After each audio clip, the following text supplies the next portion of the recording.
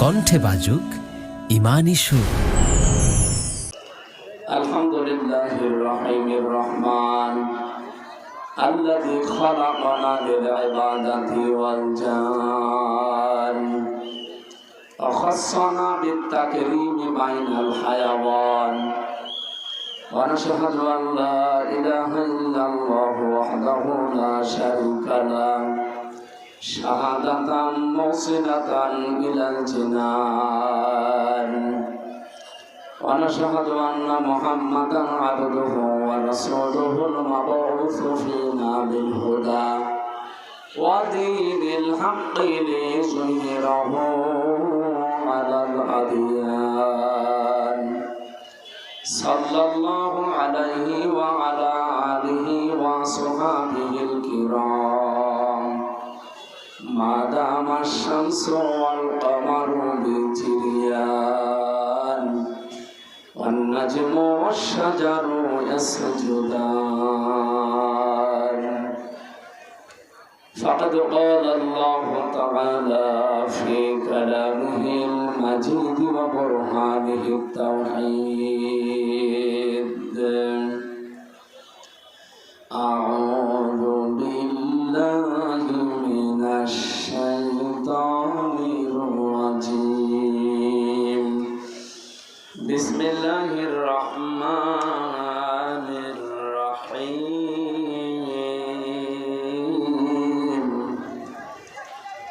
ইয়া আইয়ুহাল্লাযীনা আমানু মান ইয়ারতাদ্দা মিনকুম আন দীনিহি মান ইয়ারতাদ্দা মিনকুম আন দীনিহি ফাসাওফা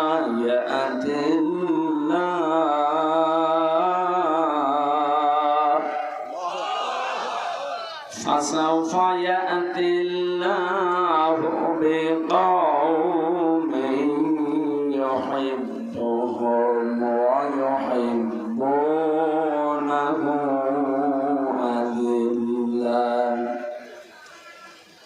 أذلة على المؤمنين عزة على الكافرين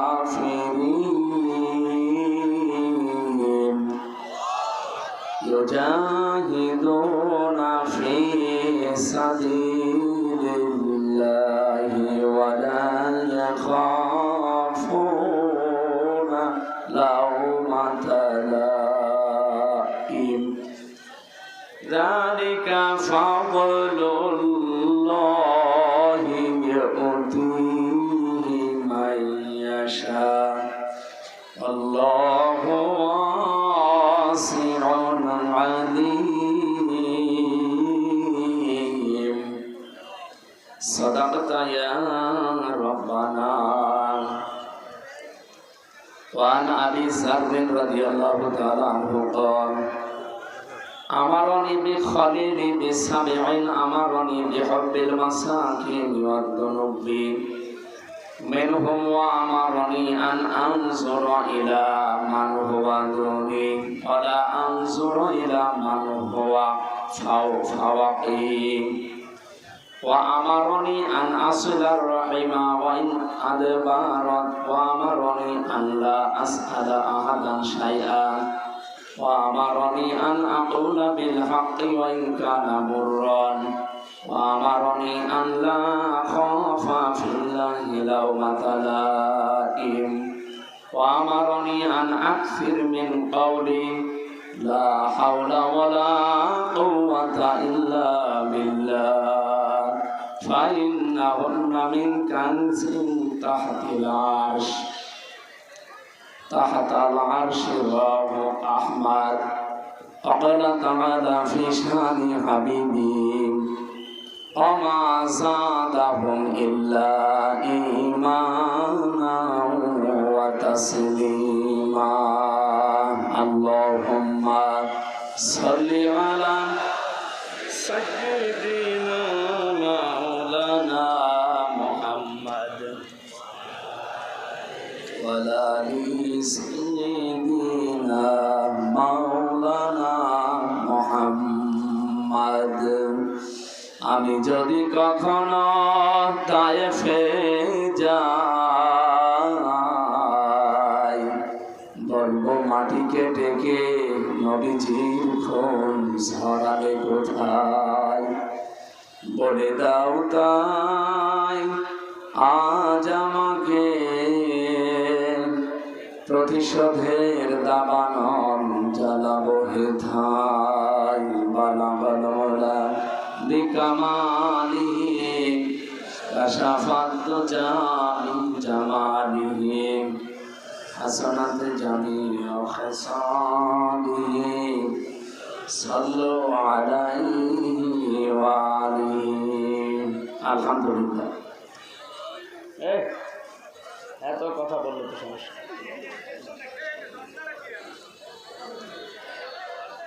এমনি কোনো রুমাল আছে কারো কাছে? আরো 2-3টা রুমাল দেন, আমার ব্যথা করছে। 2-10 মিনিট পরে তো ব্যথা হবে। ওরা আমার এমন প্রসার করেছিল পেছনে থাকা যায় না। চেয়ার কাঠে চেয়ার দিয়েছেন, কেন গদিয়ালা চেয়ার দেবেন? সমস্যা নেই, এখানে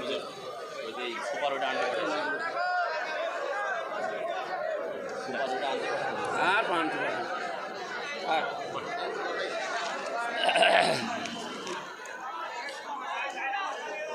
ও জায়নামাজ আছে দেন। আপনার এই রুমাল নেন, ওটা থাক।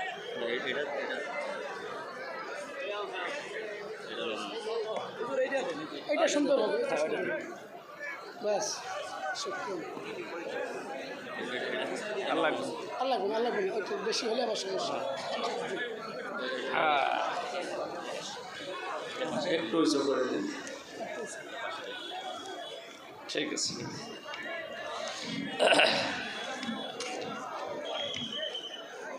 ঠিক আছে।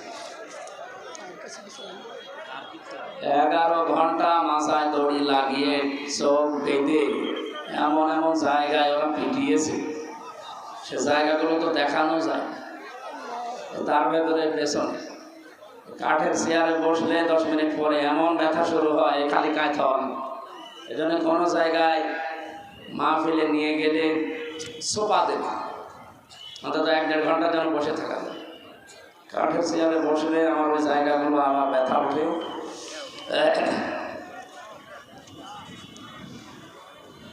আপনারা জানেন খলিফাতুল মুসলিমিন বলা হয় 5 জনকে, তার ভেতরে অন্যতম হযরত ওমর ইবনে আব্দুল আজিজ রহমতুল্লাহ আলাইহি। নাম শোনেননি? এক বুড়ি মহিলা নদীর ধারে, এরকম একটা নদীর ধারে ছাগল বা বকরি চড়াচ্ছিলেন। হঠাৎ করে বাঘ এসে ছাগলের বা বকরির উপরে আক্রমণ চালিয়েছে। বুড়ি পড়ছে ইন্না লিল্লাহি ওয়া ইন্না ইলাইহি রাজিউন।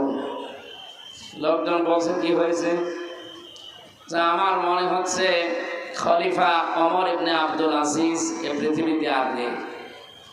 কারণ ন্যায়পরায়ণ শাসক যারা, তাদের দেশে যারা বাস করে তাদের ভেতরেও আল্লাহ ইনসাফ দিয়ে দেয়। বাঘ বাঘের জায়গায় থাকবে, ছাগল ছাগলের জায়গায় খাবার খাবে। কিন্তু আজকে যে আক্রমণ করেছে, আমার মনে হচ্ছে দেশের দায়িত্বে যিনি, তিনি আর নেই। খবর নিয়ে দেখা গেল কিছুক্ষণ আগে তিনি বিদায় নিয়েছেন। পিরোজপুর বাংলাদেশের মানুষের কাছে, বিশেষ করে দল মত নির্বিশেষে যে যে ধর্ম পালন করে করুন, সবার কাছে বাংলাদেশের 64 জেলার ভেতরে পিরোজপুরটা একটা আবেগের জায়গা। এটা আমার কাছে, আমি এই 3টা বছর কারাগারে আল্লামা সাইদি রহমতুল্লাহ আলাইহি ওনার পাশে ছিলাম। উনি ছিল 1 নম্বরে, আমি 4 নম্বরে, মাঝখানে একটা দেওয়া ছিল।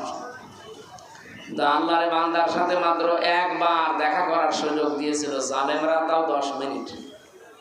আমাকে বলেছিল, হামজা যদি বাইরে যেতে পারো, আমি তো আর যেতে পারবো কিনা জানি না, যদি যেতে পারো চট্টগ্রাম আর খুলনা বিভাগের মানুষদেরকে বলবা কোরআনের কথা বলতে কোনোদিন আমি পিছপা হইনি। তোমাকেও আমি বললাম কোনোদিন কোরআনের কথা যেভাবে জানো ওইভাবে বলবা, পিছপা হবা। আমার মাঝে মাঝে মনে হয় আল্লাহর এই ওলির মাথা হাত আমার মাথায় এখনো লেগে আছে। আপনাদের যে দৃশ্য আজকে আমি আসার পর থেকে দেখছি, কোরআনের প্রতি ভালোবাসা, এই যে মহব্বত, এই যে উচ্ছ্বাস, আমার মনে হয় আল্লামা সাঈদীর জন্ম এই জেলায় হওয়ার কারণে আল্লাহ আরো ঢেকে দিয়েছে। কালকেও ছিলাম একটা জায়গায়, তো এরকম নিস্তব্ধতা পাইনি। বাংলাদেশের 630টা থানা, কম বেশি প্রায় জায়গায় আমার যাওয়া হয়ে গেছে। শুধু এই জেলায় আসলে দেখি এই জেলার মানুষেরা কোরআনের আওয়াজ শুনলে শান্ত হয়ে পড়ে। আল্লামা সাঈদী রহমতুল্লাহ আলাইহি এই জেলায় আল্লাহ জন্ম দিয়েছিলেন, তাকে পাঠিয়েছিলেন রব্বুল আলামিন। তার বরকতে মনে হয় আপনাদেরকে এত শান্ত শিষ্ট ধৈর্য সহ্য দিয়েছে, আলহামদুলিল্লাহ। বাংলাদেশের ঐতিহ্যবাহী জেলা, এটা কিন্তু রেকর্ড হচ্ছে, লাইভ চলছে, তামাম দুনিয়া এখন দেখছি। আমি তামিলনাড়ু ছিলাম, যে দেখি আমার ওয়াজ চলছে তামিল ভাষায়, ওরা রূপান্তর করে শুনি।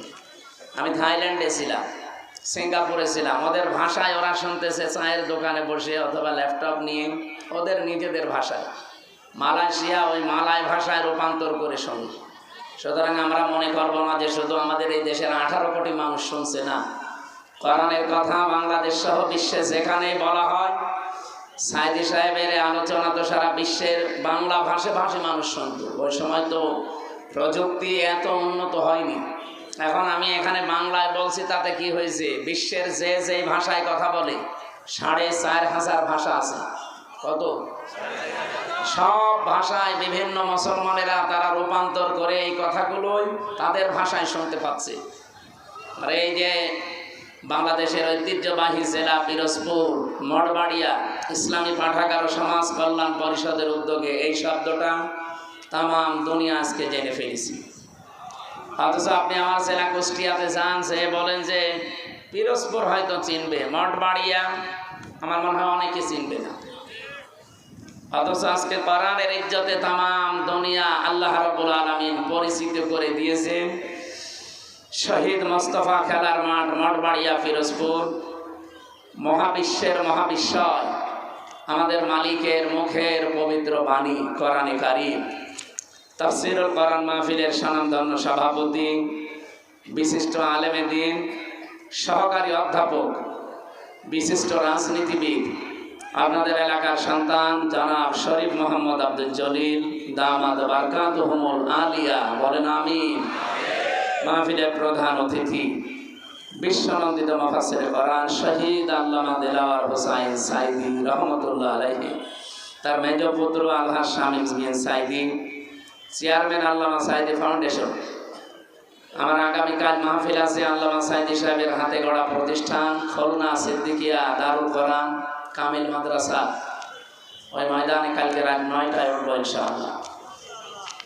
ওখানকার আল্লামা সাঈদী ফাউন্ডেশন মনে হয় পিরোজপুর সদরে, না?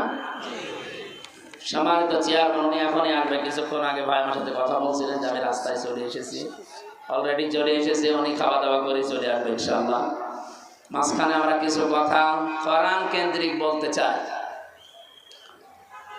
মঞ্চে বসা ওলামা ইকরাম, সামনে বসা মুসলমান ভাইরা, পর্দার আড়ালের সম্মানিত মা এবং বোনেরা, বিশেষ করে আমার আগে যিনি কথা বলছিলেন হাফেজ মাওলানা আবু তৈয়ব, ইমাম ইস্ট লন্ডন মসজিদ লন্ডন, আলোচনা রেখেছেন মাওলানা শাহজালাল, তাকওয়া শিল্পী গোষ্ঠী এসেছে আপনাদের এখানে, হাফেজ মোহাম্মদ হাবিবুল্লাহ কোরআনে কারীম থেকে তেলাওয়াতের মাধ্যমে অনুষ্ঠান উদ্বোধন করেছে।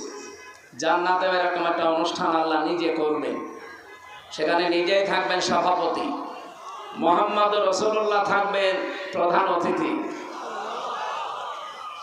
হযরতে দাউদ আলাইহিস সালাম, এইরকম হাবিবুল্লাহর মতো হাফেজ মোহাম্মদ হাবিবুল্লাহ এসেছে এখানে। হাবিবুল্লাহর মতো কোরআনে কারীমের সূরা তাহা তেলাওয়াত করে অনুষ্ঠান উদ্বোধন করবে আমাদের নবী মুহাম্মদুর রাসূলুল্লাহ সাল্লাল্লাহু আলাইহি ওয়াসাল্লাম।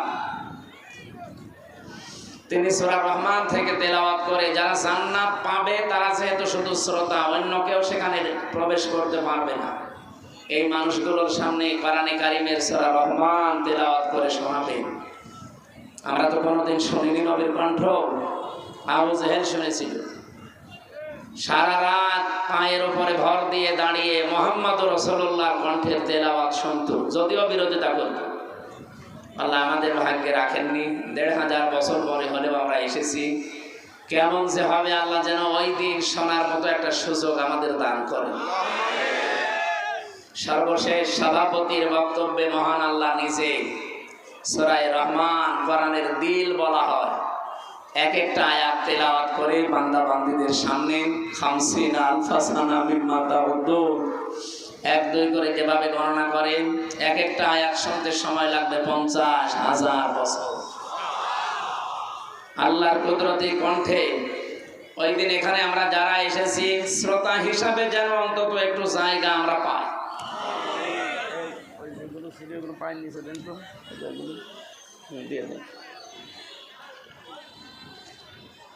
সামনে বসা মুসলমান ভাইরা, পর্দার আড়ালের সম্মানিতা মা এবং বোনেরা, যেহেতু পিরোজপুর জেলায় আমরা জানি সারা বাংলাদেশের মানুষেরা যে এখানে অন্য ধর্মের মানুষও বাস করে, নাকি এখানে নেই? কোরআনের অনুষ্ঠান দিয়েছেন আপনারা। এই অনুষ্ঠান শুধুমাত্র মুসলমানদের জন্য না, দল মত নির্বিশেষে, জাতি বর্ণ ধর্ম সবার জন্য। হাদা বায়ানুল লিন্নাস হুদাল লিন্নাস, মানুষ পদবাচ্যে যারা বিবেচিত আমরা সবার জন্য আজকের এই আলোচনা হবে ইনশাআল্লাহ। ওয়ালাকাদ কাররামনা বানি আদম, এই পৃথিবীতে সবচাইতে বেশি সম্মান আল্লাহ দিয়েছেন বনি আদম সন্তানকে। কিন্তু আমরা দুঃখজনক হলো সত্য, 54 বছরে পৃথিবীর সবচাইতে সম্মানিত যারা মানুষ, আল্লাহ কিন্তু বলেননি ওয়ালাকাদ কাররামনা মিন মুসলিমিন বা বানি মুসলিমিন, বলেছেন যে মুসলমান সন্তানদের শুধু সম্মান দিয়েছে দুনিয়ায় না, মানুষ যারা তাদেরই সম্মান আল্লাহ দিয়েছে। আসলে 54 বছরে এই মানুষের সম্মান নিয়ে সবচাইতে বেশি সিনেমিনি খেলা হয়েছে আমাদের এই দেশে। এখনো বিশ্বের অনেক দেশে হচ্ছে, বিশেষ করে আমাদের প্রতিবেশী ভারতে মানুষের সম্মান নিয়ে কি সিনেমিনি খেলছে দেখছে। আজকেও কতগুলো, 3টা দেখলাম মাদ্রাসা তারা বন্ধ করে তালা লাগিয়ে দিচ্ছে। নবীদের হাদিস পড়ছিলাম আজকে আসার সময়, এদিকে তাকান। বিশ্বনবী জানিয়েছেন মানিদ দামা মা লাইসা লাহু ফালাইসা মিন্না ওয়ালিয়াতাবাওয়া মাকআদাহু মিনান নার, রাহু মুসলিম। আমি আলেমদেরকে বলছি, এদিকে তাকান। বিশ্বনবী জানিয়েছেন এই পৃথিবীতে যেই জিনিস তোমার না, ওইটা যদি জোর করে নিজের দখলে নিয়ে নাও, সে যেভাবে হোক, চুরি করে হোক, ডাকাতি করে হোক, চাঁদাবাজি করে হোক, ছিনতাই করে হোক, ফাঁকি দিয়ে হোক, যে কোনো কায়দায় যদি ওটা নিজের দখলে রেখে দাও, যেই দিন এটা দখল করে নিজের আয়ত্তে নিয়ে নেবে ফালাইসা মিন্না, ওই দিন থেকে তুমি আমার উম্মতের ভেতর থেকে আর নেই, বের হয়ে গেলে। বলেন তো এরকম মানুষ পৃথিবীতে এখন আছে না নেই? ভারতে আমাদের পূর্বপুরুষ যারা, তারা এই যে ওয়াকফ করেছিল জমি জায়গা, মসজিদ মাদ্রাসা খানকা ঈদগাহ গোরস্থান, এটার জন্য। অথচ এই পৃথিবীর অবৈধ মানুষ যারা এখন উগ্রপন্থী হিন্দুরা, সব হিন্দু না, উগ্রপন্থী যারা, এই মোদির মুরিদ যারা, এই নিকৃষ্ট মানুষ পৃথিবীতে 6 জন এখন আছে, তার ভেতরে মোদি 2 নাম্বার। আপনি ইন্টারনেটে সার্চ দেন, 6 জনের নাম পাবেন তাম দুনিয়ায় যারা জীবিত আছে। সবচাইতে ঘৃণিত মানুষ 6 জন, তার ভেতরে 1 নম্বরে নেতানিয়াহু, ইসরায়েলের এই প্রেসিডেন্ট। এটা অবৈধ প্রেসিডেন্ট, কারণ দেশটাও অবৈধ, প্রেসিডেন্টও অবৈধ। 2 নম্বরে নাম এসেছে নরেন্দ্র মোদি। 3 নম্বরে নাম এসেছে যেটা পালিয়েছে ওইটা, আমি নাম নিলাম না। আমার নাম নিলে আমার মনে হয় যে আমার রিমান্ডের কথা মনে হয়, যেন নাম নিতে চাই না, আবার বদদোয়া চলে আসবে। মুসাফির অবস্থায় আছি, শেষে স্বামীর বাড়ি আছে, শেষে আবার পাঠিয়ে দেবে বাবা, যেন আর ঝামেলায় পড়বে। ঝামেলা যে ঘাড়ে আছে ওই ঘাড়ে থাক। এরকম 6 জনের নাম পেলাম, আমি তো বানাইনি এগুলো, এগুলো মাইক্রোসফট রিপোর্ট বানিয়েছে খ্রিস্টানরা, যে তাম দুনিয়ায় 6 জন মানুষ এখন জীবিত মানুষদের ভেতরে ঘৃণিত, নিকৃষ্ট। শুধু আমরা না, তাম দুনিয়া তাদের ঘৃণা করে। এই জন্য দেখেছেন না, তাম দুনিয়া কেউ নিতে তাকে রাজি না। নিরাপদ একটা জায়গা পেয়েছে, স্বামীর বাড়ি বলে চালিয়ে দিয়েছে। না, এটা মিথ্যা কথা। যতই আপনি চালিয়ে দেন যে আমাদের স্বামী স্ত্রীর সম্পর্ক, এটা তো সম্ভব না। কারণ দাদা তো ফুল হাতা আর আমরা হাফ হাতা। আমরা হাফ হাতা না? হ্যাঁ, দাদার এখন এই বয়সে যদি মুসলমানি দেওয়া লাগে, আপনি হাজাম পাবেন কোথায়? এরকম বুড়ো হাজাম লাগবে। আর বুড়ো মানুষের হাতে ছুরি দিয়ে আপনি মুসলমানি দেবেন, দেখা যাচ্ছে আগা কাটতেছে, গোড়া কেটে ফেলতেছে। দাদা জীবনের মতো মুসলমানের স্বাদ মিটে যাবে। ও যে মুসলমান হবে না, এই জন্যই তো এত অত্যাচার করছে। কারণ মানুষ যখন সীমা ছাড়িয়ে যায়, তখন তার কপালে আল্লাহ হেদায়েত বলে আর কিছু রাখে না। ইন্নামা নুমলি লাহুম লিয়াজদাদু ইসমা ওয়া লাহুম আযাবুম মুহিন। সূরা আলে ইমরানের ভেতরে আছে, 4 নম্বর পারা 12 নম্বর পৃষ্ঠা 9 নম্বর লাইনে আছে।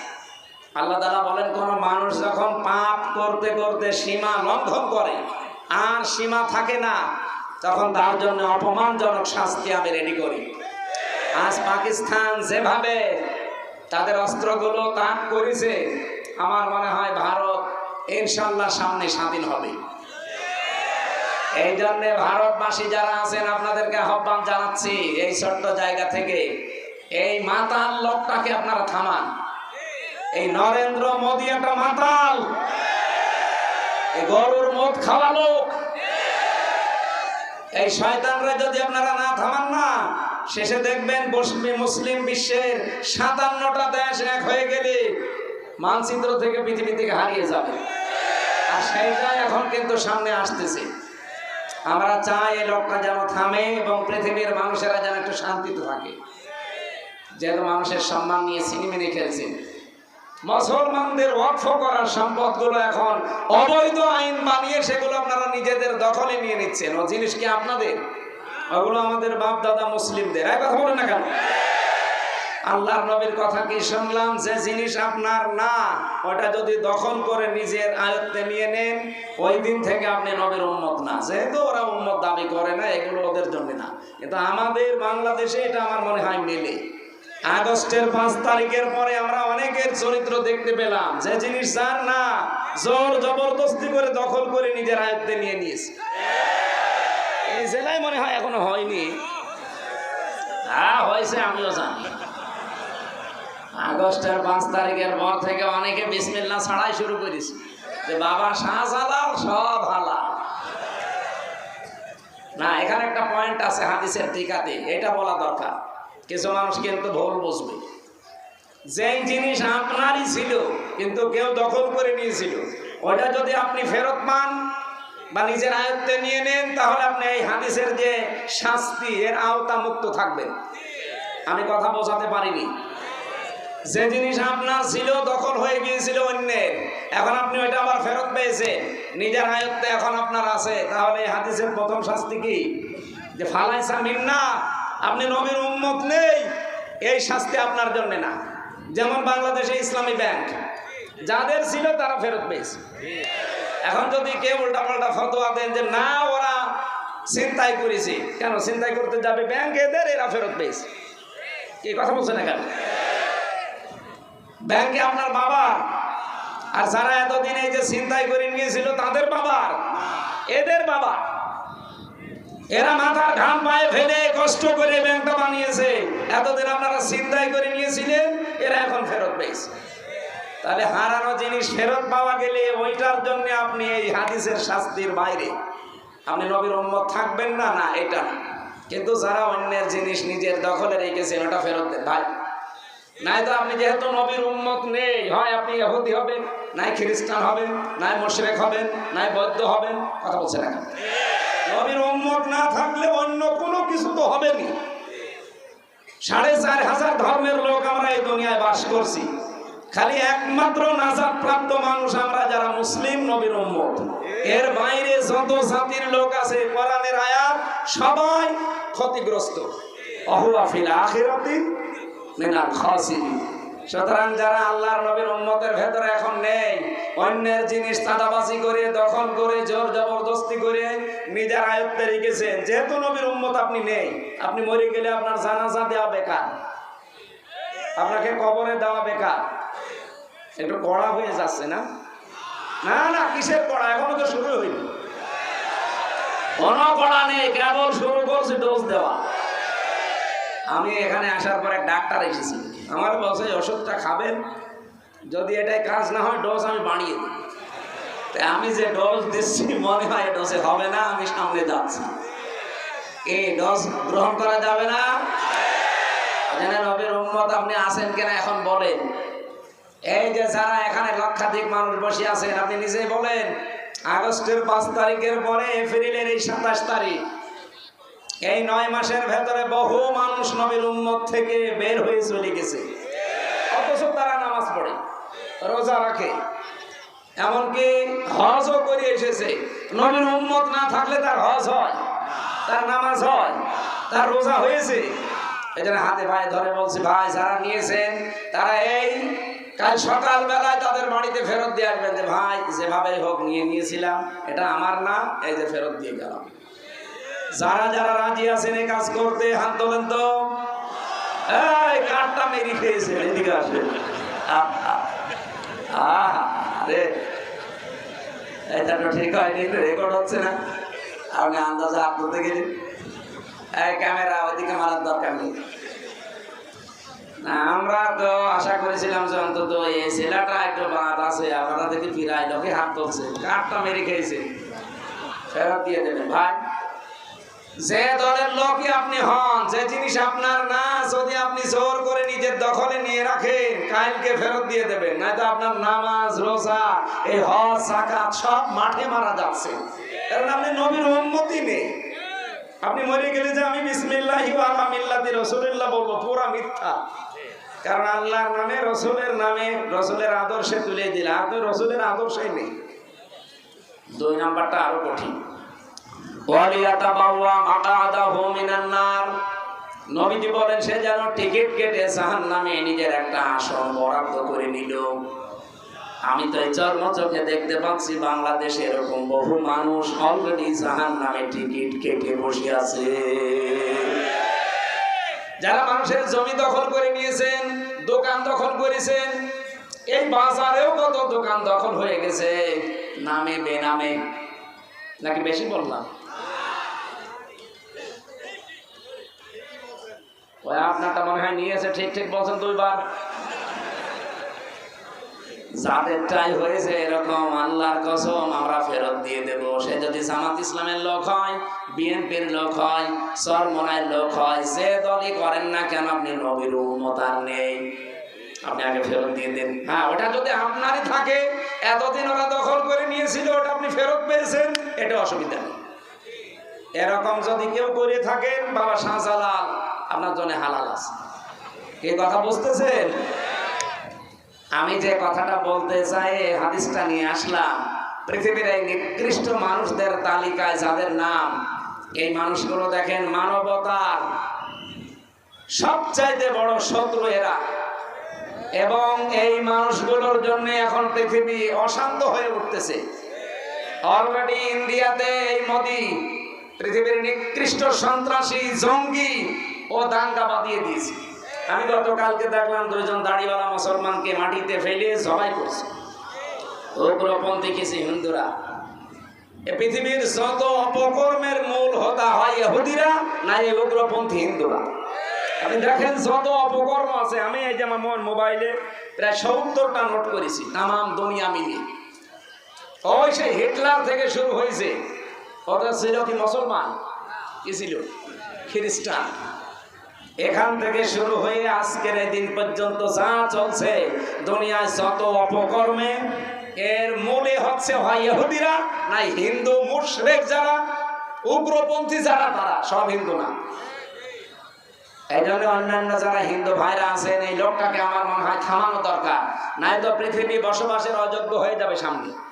ও যা আরম্ভ করেছে, তাম পৃথিবী কিন্তু আবার যুদ্ধ লেগে গেল বলে। এই একটা মানুষের মন মতো চলতে গিয়ে আমরা দুনিয়াতে অশান্ত হয়ে যাব কোন কারণে? হয় ওকে মেরে ফেলে, নাই থামা। এক কথা বলেন না কেন?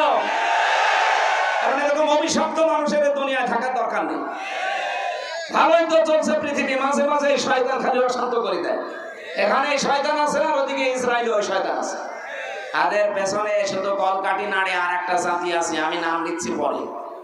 আজকের তেলাওয়াত গীতা আয়াতে কিছু গুরুত্বপূর্ণ তথ্য আছে, বাস্তবের সাথে মিলিয়ে আমরা এই কথাগুলো শুনতে চাই, বলতে চাই ইনশাআল্লাহ। যেহেতু কোরআন সবার জন্য উন্মুক্ত, এটাকে শুধু মুসলমানদের বলেন বলেন।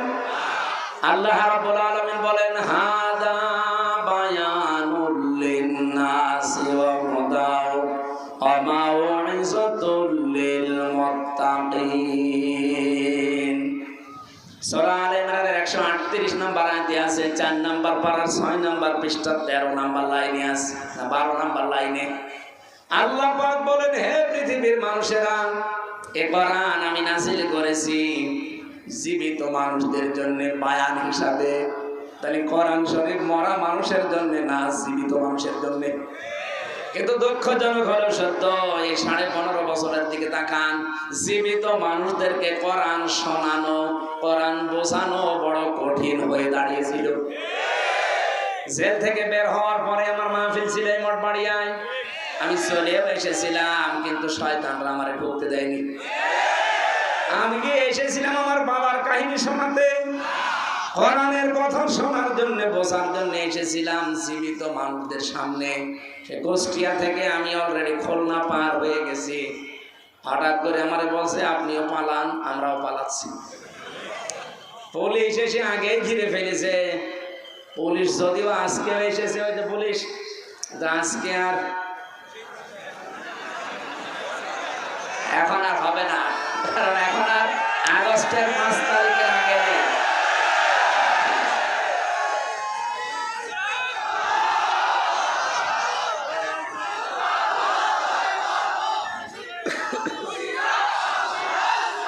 ঠিক আছে ভাই, এ দেশ আর আগস্টের 5 তারিখের আগে আছে।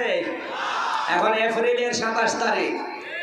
ওপেন ঘোষণা দিচ্ছি, বাংলাদেশের 56,000 বর্গ মাইলের 1 ইঞ্চি জায়গায় কোরআনের ওপেন কথা বলতে যদি কেউ বাধা দেয়, সেদিন সাতক্ষীরা একজন বাধা দিয়েছে, আমার সামনে কোনো শয়তান পড়ে না।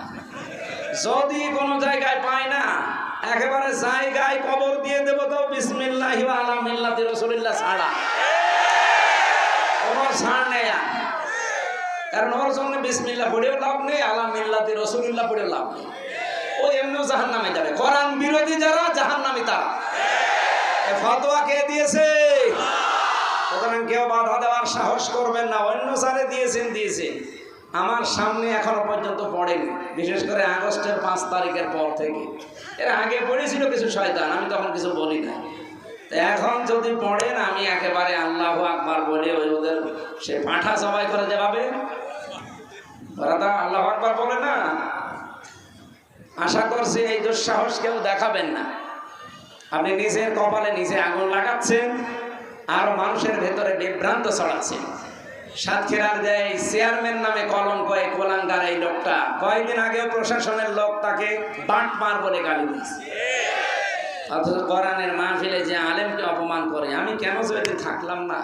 আমার 1 তারিখে আছে সাতক্ষীরা, দেখি ওই আল্লাহ বলি পড়ে কিনা। যদি পড়ে ওরে আমি লবণ ছাড়া দিয়ে ফেলি। শয়তান। আমার ভাইরা, জীবিত মানুষদেরকে কোরআন শোনাতে বলেছেন কে? আরো জোরে বলেন। কেন? কোরআনে কারীম জানিয়েছে কেন জীবিত মানুষদেরকে শোনাবেন। ওয়াযাক্কির ফাইন্নাল যিকরা তানফাউল মুমিনিন। কেন আপনি কোরআন দিয়ে আলোচনা করবেন? যারা মুমিন, যাদের ভেতরে ঈমান আছে, এই মানুষগুলোর উপকার হবে। আর যারা আল্লাহর ধমকের ভয় পায়, so admonition or by the Holy Quran, him who fears my threat, fadhakkir bil Qur'ani man yakhafu wa'id. যারা আল্লাহর ধমককে ভয় পায়, এই মানুষগুলো কোরআনের আলোচনা শুনলে মাস্ট বি তাদের উপকার হবে। কে বলছে? যাক্কির ফাইন্নাদ যিকরা তানফাউল মুমিনিন। তানফাউল মুজারে, বর্তমান, ভবিষ্যৎ, প্রেজেন্ট, ফিউচার। এখন আমরা যারা শুনছি আমাদের উপকার হচ্ছে। কি উপকার হচ্ছে? আল্লাহ বলেন ইন্নামাল মুমিনুনা আল্লাযীনা ইযা যুকিরাল্লাহু ওয়াজিলাত কুলুবুহুম ওয়া ইযা তুলিয়াত আলাইহিম আয়াতুহু যাদাতুহুম ঈমানা ওয়া আলা রাব্বিহিম ইয়াতাওয়াক্কালুন। এক নম্বরে যারা সত্যিকারের মুমিন তাদের সামনে আল্লাহর আয়াতগুলো যখন আপনি উচ্চারণ করবেন তাদের অন্তর আপনার কেঁপে উঠবে, হয় আশায় নাই ভয়ে। দুই নম্বরে তাদের ঈমান যা ছিল কোরআনের আলোচনায় তাদের ঈমান আল্লাহ আরো বাড়িয়ে দেবে। তিন নম্বরে তারা বাড়ি যাওয়ার আগে সিদ্ধান্ত নিয়ে যাবে জীবনে যদি ভরসা করি কার উপরে, অবশ্যই যেন আমাদের ঈমান যা আছে বাড়বে, এটা আল্লাহর কথা। ঈমান যে আপনার বাড়ছে তার প্রমাণ কি? নবীজি বলেন বাম স্তনের 2 আঙ্গুল নিচে একটা গোস্তের টুকরা আছে। কোরআনের আয়াত যদি মানুষ বুঝে বুঝে শোনে পড়ে তখন এটা কাঁপ ধরে, এর ভেতরে কাঁপাকাঁপি শুরু হয়। দ্বিতীয় নম্বরে আপনার শরীরের এই যে পশমগুলো খাড়া হয়ে যায়, এই যে আমার খাড়া হয়ে গেছে, আপনি দেখেন আপনার খাড়া হয়ে যাবে যদি কোরআনের আয়াত বোঝেন। তিন নম্বরে ওয়াইদা সামিউ মা উনজিলা ইলার রাসূলি তারা আয়ুনাহুম তাফিদু মিনাদ দামি মিম্মা আরাফু মিনাল হক। সূরা মায়েদা 7 নম্বর পারার প্রথম নম্বর পৃষ্ঠার প্রথম নম্বর লাইনের 83 নম্বর আয়াতে আছে। আল্লাহ বলেন যখন আমার আয়াতগুলো মানুষ শুনবে নবী আপনি দেখবেন যারা বোঝে এর মর্মবাণী, এর অর্থ ব্যাখ্যা বিশ্লেষণ যারা বুঝেছে, যারা একনিষ্ঠভাবে মন দিয়ে যারা আমার কালামের কথাগুলো বোঝার চেষ্টায় আছে, ওই মানুষগুলোর চোখের দিকে তাকিয়ে দেখবেন মনের অজান্তেই তারা কাঁদতেছে। কখন তাদের চোখে পানি এসে গেছে ওরা নিজেও টের পাবে না। এজন্য আপনি যদি মন থেকে শোনেন এই উপকারগুলো মাস্ট বি সামনে হবে। আর আমার কয়েকটা আরম্ভ হয়েই গেছে। পশম খাড়া হয়ে যাওয়া, বাম স্তনের 2 আঙ্গুল নিচে গোস্তের টুকরা কাঁপা কাঁপি করা, এটা অলরেডি আমাদের হচ্ছে। 3 নাম্বারটা চোখ দিয়ে পানিও আসবে, আমি দেখতে পাচ্ছি। আপনি অনেকের দিকে তাকান, একনিষ্ঠভাবে তাকিয়ে আছে, কখন যে কেঁদে ফেলেছে ও নিজেও টের পাবে না। আল্লাহ রাব্বুল আলামিন কোরআনে কারীম দিয়েছেন জীবিত মানুষদের জন্য, অথচ যারা এই 15.5 বছর বাধা দিলেন তাদের বাবা মা মরে গেলে আমার এটাকে বলতো হুজুর কোরআন পড়ে দিন। কি আপনার বাবা মরে গেছে এখন কোরআন পড়ে করবো কি? যতদিন জীবিত ছিল ততদিন যদি পড়াতেন বোঝাতেন কাজ হইতো। কি কথা বলেন? এ থানার ভেতরে মনে হয় এক জায়গায় গত বছরে জেল থেকে বের হওয়ার পরে আমি আসতেছে কথাও বলেছিলাম, কয়েক কিলো মনে হয় আমার বাকি ছিল, 2-3 কিলো।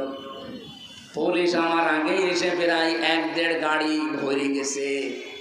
ওরা বলছে হুজুর আসলে আমরা যেভাবে ধরবো। আজকে ধরেন তো ভাই, আজকে ধরে নিয়ে যান যে বন্ধুগুলো যাদের কথা মতো কাজগুলো এই মানুষগুলো করেছিল। দোষ শুধু এদের তো না, দোষ এদের বড় বড় যে অফিসারগুলো ছিল আর যারা বাধা দিয়েছিল ওই শয়তান। জীবিত মানুষদের আমরা আসি কোরআন শুনতে আর ওরা বলে না মরে গেছে এখন পড়ে করবো কি? আমি আহ্বান জানাচ্ছি, এটা যেহেতু রেকর্ড হচ্ছে সারা বাংলাদেশে, সাধারণ যে পোশাক পরে পুলিশেরা আছে এদের দোষ না ভাই। হ্যাঁ, কিছু উল্টাপাল্টা লোক ছিল, সে মানুষরা পালিয়েছে। আমার কুষ্টিয়ায় বাড়ির নিচে যে ভাড়া থাকতো ওটা ছাত্রলীগের ক্যাডার ছিল, আমি জানতাম না। আমি তো 3 বছর জেলে। ও ম্যাডাম যারে পাড়িয়েছে তারই ভাড়া দিয়েছে, আর প্রশাসনের লোক না দিলে তো সমস্যা করবে। পরে আগস্টের 5 তারিখের পরে বিকালবেলা এই যে আল্লাহর ওলি পালিয়েছে, আজ পর্যন্ত আমরা আর কোনো খোঁজ নেই। তালা লাগানো এই 9 মাস, ভাড়াও পাই না, জিনিসপত্রও খুলতে পারি না। কোথায় যে গেছে তার বউ ছেলে মেয়েরও খোঁজ নেই। কি করলেন আপনি? টাকা পয়সা কামাই করে কি করলেন বলেন? এই কিছু কিছু অফিসারের কারণে, কোলাঙ্গার যে মানুষগুলো, তাদের কারণে সাধারণ কনস্টেবল যারা এসআই এই মানুষগুলো আজ জাতির কাছে এখনো পর্যন্ত কালার হয়ে আছে। এরা পোশাক দেখলে এখনো ঘৃণা করে। না, এই পোশাকটার দোষ না, এটা সম্মানিত পোশাক। নবীজি দুইটা শ্রেণীর মানুষকে বলেছে তারা জাহান্নামের সাথে তাদের চোখ কোনোদিন আগুনে জ্বলবে না। এক নম্বরে যারা রাতের বেলা উঠে গনার কথা স্মরণ করে কান্নাকাটি করে, আর দুই নম্বরে এই প্রশাসনের লোকজন যারা রাতের বেলা আমাদের জানমাল ইজ্জত আবরু পাহারা দেওয়ার জন্য রাত জেগে থাকে। আমি এই মঠবাড়িয়া থেকে কুষ্টিয়া এখান থেকে যাবার সময় অন্তত 10 জায়গায় ওরা রাতের বেলা পাহারা দিচ্ছে। অথচ যারা এই কাজ 15.5 বছরে করেছে এই কঠিন অবস্থা, তারা কি পাহারা কোনোদিন দেয়? ওই ডিসি, এসপি, এসপি, টিওনো এরা কোনোদিন ওসি পাহারা দেয়? তারা তো ঠিকই তার জায়গা মতো, কিন্তু এদেরকে কালার করে দিয়ে গেল। এই জন্য আমরা বারবার আহ্বান জানিয়েছি ডক্টর মোহাম্মদ ইউনূস সাহেবের কাছে, স্বরাষ্ট্রমন্ত্রীর উপদেষ্টার দায়িত্বে যিনি আছেন, বহুবার কথা বলা হচ্ছে যে ওদের বিভাগটা আলাদা করে দিন। প্রশাসন আগামী থেকে কারো কথা মতো চলবে না, ওরা চলবে ওদের আইসির কথা মতো। এই কথা বলে না কেন? কোন নেতা খেতা পাতি নেতা, এমপি, মন্ত্রী, উপজেলা চেয়ারম্যান না, কারো কথা শোনার দরকার নেই। ওরা শুনবে ওদের গতিতে, ওদের আইসির কথা মতো। দেশ ঠান্ডা হয়ে থাকবে। আমি মালয়েশিয়া এটাই দেখে আসলাম, সিঙ্গাপুরে এটা দেখে আসলাম, এই যে ছিলাম কিছুদিন আগে। এই সমস্ত দেশগুলোতে শান্তি বিরাজ করার পেছনে কারণ হচ্ছে এই প্রশাসনের এই নিরপেক্ষতা। কিন্তু এগুলো আজ সব দলীয়করণ করে ফেলেছিল। এই জন্য আমরা জাতির লোকেরা ছিলাম মিনি জাহান্নাম। আমরা আগামী থেকে আর জাহান্নামে থাকতে চাই না।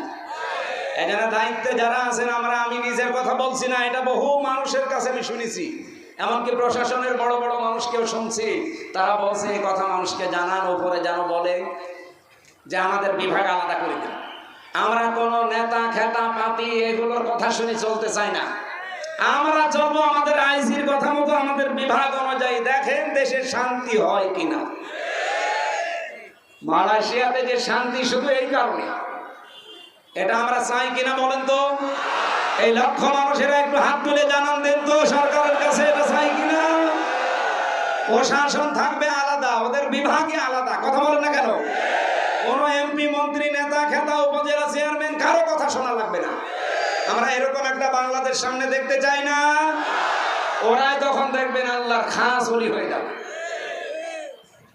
প্রশাসনের জন্য মন থেকে মুসাফির অবস্থায় দোয়া করছি। নিজেদের বাবা মা, আত্মীয় স্বজন ছেড়ে যারা বাংলার বিভিন্ন প্রান্তে আমাদের জানমাল ইজ্জত আবরু হেফাজতের জন্য দিন নেই রাত নেই 24 ঘন্টা ওদের ডিউটি। বাংলাদেশে একটাই বিভাগ আছে যাদের কোনো ডিউটির শেষ নেই। 8 ঘন্টা না, কে বলেছে? ওদের 24 ঘন্টা ডিউটি। টয়লেটে যদি বসে থাকে, যদি বাঁশি পড়ে, অর্ধেক শেষ করে দৌড় দেওয়া লাগে। এইরকম কঠিন চাকরি এটা, আমি নিজে তো দেখেছি। সম্মানিত ভাইরা, এই জন্যে মন থেকে মুসাফির অবস্থায় দোয়া করছে, আল্লাহ তাদেরকে আগের সেই অবস্থায় তুমি আবার ফিরিয়ে দাও। বাংলার মানুষের ভেতরে যে ভ্রান্ত ধারণাটা এখনো আছে, ভ্রান্ত ধারণাটা আসলে আমরা পেয়েছিলাম কষ্ট। এই কষ্টের কারণে যাই হয়েছিল, এটা যেন আগের অবস্থায় আবার এই মানুষগুলো ফিরিয়ে যায়। বলে না আমি? কোরআন শোনানোর কথা কি মরা মানুষ না জীবিত মানুষ? আমরা কি মরা না জীবিত? দুইটা কথা আল্লাহ এর পরবর্তীতে দিয়েছেন। হুদান, পথ নির্দেশিকায়ের ভেতর থেকে নেওয়া লাগবে। কারণ হেদা হুদা শব্দের শাব্দিক অর্থ আমি 55টা পেয়েছি তাফসিরে। এদিকে তাকান, তাফসিরে ফি জিলালিল কোরআন দেখবেন, তাফসিরে বাইজামি দেখবেন, এই হুদার আগে আলিফ লাম আছে। আল্লাহ পাক না, এই হুদার আগে ওয়াও আছে, ওয়া। বাইজামি, নাসিরউদ্দিন বাইজামি রহমতুল্লাহ আলাইহি ব্যাখ্যা করতে গিয়ে তিনি টিকায় দিয়েছেন কেন আল্লাহ হুদান দিলেন, এরপরে মাওয়াইযাতুন দিলেন। এই দুইটা গুরুত্বপূর্ণ শব্দ আল্লাহ এখানে প্রয়োগ করলেন, তৈরি করে লাগিয়ে দিয়েছেন। কেন জানেন? এই পৃথিবীতে একমাত্র হেদায়েতের কিতাব একটাই আছে, তার নাম কোরআন শরীফ। কোরআন বাদ দিয়ে পৃথিবীর কোন কিতাব আপনাকে হেদায়েত দেওয়ার ক্ষমতা রাখে? বলেন বলেন।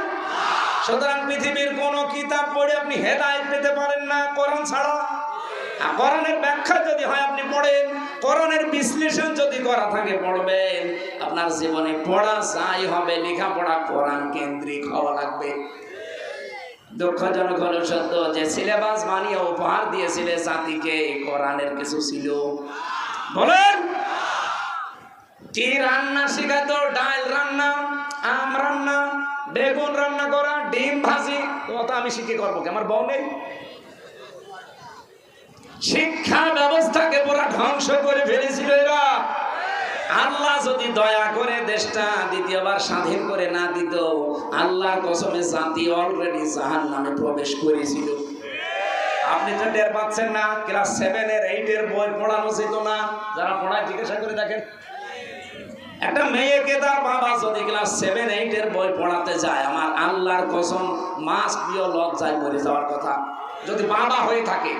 এক কথা বলেন না কেন? শিক্ষকরা বাবার মতো না? তারা পড়াবে কি করে মেয়েকে? বলে এই জায়গায় পৌঁছিয়েছিল সমকামিতার নাম দিয়ে, শরীফ শরীফার নাম দিয়ে এমন জায়গায় জাতিকে নেওয়ার চেষ্টা চালাচ্ছিল ভারতের প্রেসক্রিপশন অনুযায়ী। আপনি ভাবতেও পারেননি। একটা লোক সকালে বলছে আমি শরীফ, বিকালে বলছে আমি শরীফা। এটা আজকে ব্রাহ্মণবাড়িয়া এক জেলায় দেখছিলাম একটু আগে আসার সময়, যে 2 মেয়ে তারা বিয়ে করেছে। আরে ভাই, আপনারা নিজেরাই যদি বিয়ে করেন, তা আমরা কি ঘাস কাটছি? আমাদের কোনো কাজ নেই, আমরা কি করব? আমাদের কোনো কাজ নেই। আর আমরা জানি বরিশাল বিভাগের মানুষেরা টাটকা জিনিস খায়, তো বিশেষ করে বরিশাল, ভোলা, পটুয়াখালী, বরগুনা, পিরোজপুর, এই সমস্ত জেলার মানুষ নদীর ধারে তো সব টাটকা জিনিস খায়। এদের বউ লাগে 3-4টি করে। আপনারা মেয়েরা যদি বিয়ে করে ফেলেন, তা আমরা করবো কি? আমরা খুলনা বিভাগের মানুষেরা যাই কাছে, তা আপনারা তো আরো সমস্যায় পড়বেন বেশি। কথা বলছেন? মুরব্বী তো বুঝেছে। পর্যন্ত থাকলেও আমি একটা কথা বলতাম না, কিন্তু সকালে আপনি শরীফ, বিকালে বলবেন আমি শরীফা লাগছি। আপনি কি বললে শরীফা হয়ে যাবে? আপনি শরীফা পর্যন্ত বলেও যদি ঠিক থাকতেন, তাও তো কিছু বলতাম না। কিন্তু বিকালে এসে তো বলবেন যে আমি যেহেতু শরীফা, হাইকোর্ট আমার রায় দিয়েছে আমি শরীফা, আমি এখন মহিলা হোস্টেলে সিট চাই। মহিলা হোস্টেলে সিট দিলে আপনি ঠিক থাকবেন? ওখানে আমার মেয়ে আছে, আমার বোন আছে, আমার ফুফু আছে, আমার খালা আছে। কথা বলেন না কেন? আমি ওখানে যেয়ে দেখা যাচ্ছে কয়েকদিন পরে আমার মেয়ে, আমার বোন, আমার ফুফু সব যার সন্তান পেটে নিয়ে ঘুরছে। জাতিকে যার সন্তান উপহার দেওয়ার জন্য এই শরীফ শরীফা চালাতে চেয়েছিল, আল্লাহ বাঁচিয়ে দিয়েছে। নাইলে আপনার মেয়ের অবস্থা, আপনার বোনের অবস্থা ঠিক এইটাই হইতো। কথা বলেন না কেন? ও যতই দাবি করুক আমি শরীফ থেকে শরীফা, মাল তো ঠিক আগেরটাই আছে।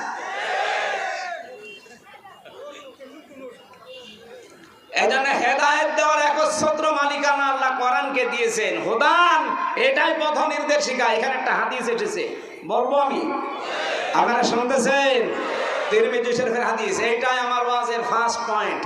ভালো করে শুনবেন, যদি মেনে নিতে পারেন কপাল খুলে যাবে এক্ষুনি, আর যদি মানতে না পারেন ওই যা ছিলেন তাই। মানিত্তাবাল হুদা বিগাইরিল কোরআন আদাল্লাহুল্লাহ। তিরমিজি শরীফের হাদিস। নবীজি বলেন যেখানে কোরআন নেই, যেহেতু হেদায়েত দেওয়ার মালিক আল্লাহ, আল্লাহ কাকে দিয়েছে? কোরআনকে। বলেন বলেন, আরো জোরে বলেন। পৃথিবীর কোন পীরের হাতে হেদায়েত আছে? না, নেই। আমি আজকে চরমনার ময়দান পুরা ঘুরে দেখলাম, মাদ্রাসা সরসিনার পুরা মাদ্রাসা, সারাদিন এই 2 জায়গায় গিয়েছিলাম। এনএস মাদ্রাসা, যেটা কামিল মাদ্রাসা, যে ঝালুকাঠি, ওখানে গিয়েছিলাম কয়েকদিন আগে। পুরা মাদ্রাসাগুলো ঘুরে ঘুরে আমি দেখেছি, এই দরবারগুলোতে শিরিক পেলাম না। আপনারা যাবেন। কিছু মত পার্থক্য আমাদের সাথে আছে, ওটা আমি মেনে নিয়েছি। এখন জাতীয় স্বার্থে বাংলাদেশের মানুষের এটা মেনে নেওয়া লাগবে। তাদের যে খেদমত গুলো, এটা আমাদের এখন স্বীকার করা দরকার জাতির। আপনাদের এই বরিশাল বিভাগে বিশেষ করে এলাকাগুলোতে কোরআনের প্রসার মানুষকে আল্লাহর দিকে ডাকার জন্য সৈয়দ ইসহাক রহমতুল্লাহ আলাইহি, এই যে মহেবুল্লাহ, শাহ মহেবুল্লাহ আহমেদ রহমতুল্লাহ আলাইহি, এই মানুষগুলোর যে কাজ কারবার, তারা যে মাদ্রাসাগুলো প্রতিষ্ঠা করে যে দিনের আলো ছড়িয়েছে, আমার মনে হয় এই মানুষগুলোর কীর্তিময় কাজগুলো জাতির সামনে অন্তত তুলে ধরা দরকার। আমি অনেকক্ষণ ছিলাম, এক এক জায়গায় প্রায় 2 ঘন্টা 2.5 ঘন্টা সময় কাটিয়েছি। বহু কিছু আজকে আমি এতদিন উল্টাপাল্টা ধারণা অনেকের প্রতি ছিল।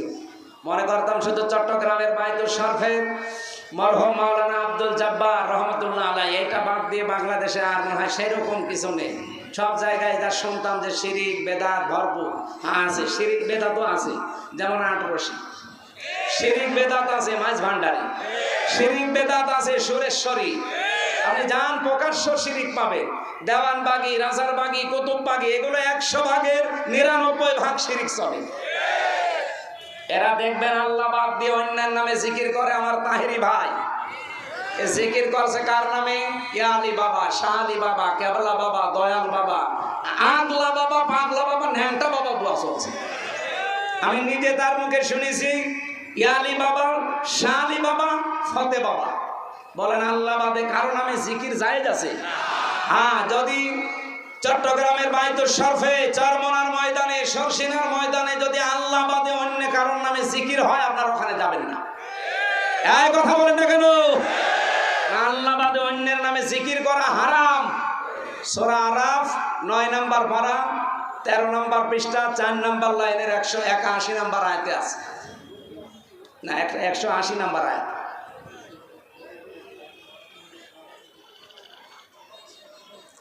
ওয়ালাকাদ যারানা লিজাহান্নামা কাসীরাম মিনাল জিন্নি ওয়াল ইনসি, আয়াতের পরের আয়াত কি? আয়াতের পরের আয়াত কি? না না, এর আয়াতের পরেরটা। যাই হোক, আমি আয়াত নাম্বার বলে দিয়েছি, বাড়ি যে আপনার দরকার বিশ্বাস না হলে মিলিয়ে নেবেন। সূরা আরাফ 9 নম্বর পারা 13 নম্বর পৃষ্ঠা 4 নম্বর লাইনে আছে 80 নম্বর 180 নম্বর আয়াত। যে কোনো তাফসীরের সাথে মিলাবেন। আল্লাহ বাদে অন্যের নাতে কেউ যদি মিলিয়েও ডাকে, আযারুল্লাযীনা ইলহাদুনা ফি আসমাই, কেউ যদি আল্লাহর নামকে ইলহাদ করে, ইলহাদ মানে পাল্টিয়ে ফেলা। এই যে আল্লাহর নাম ওরা পাল্টিয়ে ইয়া আলী বাবা, শাহ আলী বাবা, কেল্লা বাবা, ফতে বাবা, আল্লাহর নাম আছে একটা। কোথায় আপনি পেলেন এগুলো? এই জন্য আমি যে সমস্ত দরবারগুলো নিজে দেখে আসলাম, আপনারা দরকার হয় বড় বড় আলেম যারা আছেন দেশে যাবেন দেখতে। যদি দেখেন যে শিরিক বেদাত এখানেও আছে, ওখানে মানুষকে যেতে নিষেধ করবেন। যেহেতু এই সমস্ত জায়গার নিয়মগুলো দেখে আসলাম, এরা জিকির আল্লাহর নামে করছে, এরা দরুদ রাসূলুল্লাহর নামে পড়ছে। কিন্তু কিছু মানুষ সেখানে শিরিক আর বেদাত প্রকাশ্যে, যেখানে আল্লাহর নামই পুরো পাল্টিয়ে ফেলেছে, এমনকি আল্লাহর নামই বাদ দিয়ে দিয়েছে। এই জায়গায় গেলে আপনার ঈমান থাকবে না যাবে? আমি অন্তত থাকতে আপনার ঈমান চলে যাবে, আর আমি বসে বসে ঘাস কাটবো। 55 বছর পর্যন্ত আল্লামা সাইদি রহমতুল্লাহ আলাইহি এই কথাগুলো জাতিকে জানাতে চেয়েছিলেন। আপনারা শিরিক করবেন না নামের ভেতরে, আল্লাহর নামে। রাসূলুল্লাহকে তুলতে তুলতে এমন উপরে তুলে ফেলে, আল্লাহর উপরে সম্মান দিয়ে দেয় না। স্থান ঠিক রাখা লাগবে। 1 নম্বরে কে? আল্লাহ। 2 নম্বরে রাসূলুল্লাহ। 3 নম্বরে মা বাবা। বলেন বলেন। আপনি সিরিয়াল ঠিক না রেখে একবারে মা বাবাকে আল্লাহর উপরে তুলে দেবেন, আপনি ইমান থাকবে? আমার ভাইরা, এবার আমি হাদিসের যে ব্যাখ্যা বলার জন্য এই হাদিসটা পড়লাম। শব্দ ছিল আদাল্লাহুল্লাহ। আমি আরবি গ্রামার যারা বোঝে, জানে, বালাগাত মানতে পড়ায় পড়ে, এখানে বহু আলেম আছে। আমি একটু বাড়িতে যে আমাদের আলাদা জিজ্ঞাসা করেন তো, শব্দ নবীজি যদি বলতেন দল্লা ইয়াদিল্লু, তাও বাংলা অর্থ হয়ে যেত। কিন্তু বাংলা অর্থ আসতো সোলাসি মুজাররাদ থেকে আসলে যে আপনি নিজেকে খারাপ বানিয়ে ফেলেছেন। কিন্তু আদাল্লাহ ইউদিল্লু বাবে ইফরাল থেকে এসেছে শব্দটা। এর খাসিয়াত আছে 9টা। বাবে ইফরাল থেকে যদি কোনো শব্দ আসে, তখন বাংলা অর্থ দাঁড়ায় আপনি হয়তো ভালো হওয়ার নিয়ে কোনো জায়গায় গিয়েছিলেন, কিন্তু কোরআন সেখানে ছিল না, কোরআনের কর্মসূচি ছিল না। এই জন্য আল্লাহ নিজে দায়িত্ব নিয়ে আপনাকে আরো গোমরা বানিয়ে দেবে। অবিরসপুরবাসী, এবার একটা সত্যি কথা বলেন তো, যেই দরবারে কোরআন চলে না, কোরআনের নিয়ম নীতি চলে না, ওই দরবারে যদি আপনি ভালো হওয়ার নিয়তেও চান, আপনাকে খারাপ বানিয়ে দেবে কে? আরো জোরে বলেন। এ পর্যন্ত বিশ্বাস করেছেন নাকি হাদিস আমি বানালাম? আরেকটু নিচে যাব, কয়েকজন বলছে। হ্যাঁ, বলেন না কেন? বাংলাদেশে 73টার উপরে এখন রাজনৈতিক দল। কে কি মনে করবেন, খুশি হবেন, রাজি হবেন, দুঃখ পাবেন, আমি ওইদিকে তাকাই না। কোরআন হাদিস সামনে আসলে আমি চোখ বন্ধ করে বলি কে রাজি হবে, কে দুঃখ পাবে, আমার দেখার দরকার নেই। এই ৭৩টা রাজনৈতিক দল বাংলাদেশে, যেই দলের কর্মসূচিতে কোরআন নেই, যেই দলের কর্মসূচিতে কোরআন চলে না, ওই দলের প্রতিষ্ঠাতা যদি আমার বাবাও হয়, আমার স্বামীও হয়, ওই দলে যদি আমি ভালো হওয়ার নিয়তে থাকি, আমাকে খারাপ বানাবে কে? সুতরাং ওই রকম দলে আমি আজকে থেকে আর আছি। কারা কারা নেই হাত তোলেন তো। আল্লাহ হাত তুলবেন না, দেখেন তো হাত তোলেনি কে? দেখেন, আলহামদুলিল্লাহ ওয়াজ হয়ে গেছে। আর ওয়াজ করা লাগবে? আর কি ওয়াজ আছে? যেই দলে কোরআন নেই, যেই দলের কর্মসূচিতে কোরআন চলে না, ওই দলের প্রতিষ্ঠাতা আমার বাবা হোক, আমার স্বামী হোক, আমি আর নেই। তাহলে এই দেশে কি আর কোন দল থাকার কথা? বলেন। আল্লাহ আমাদেরকে হেদায়েত দান করুন। লিল্লাহি তাকবীর। আমাদের প্রধান অতিথি আজকে আল্লামা দিলওয়ার হোসেন সাঈদী রহমতুল্লাহ আলাইহির সন্তান এসে গেছে। আর না ব্যস্ত থাকলে চলে যাবে, না থাকলে কিছু তো থাকবে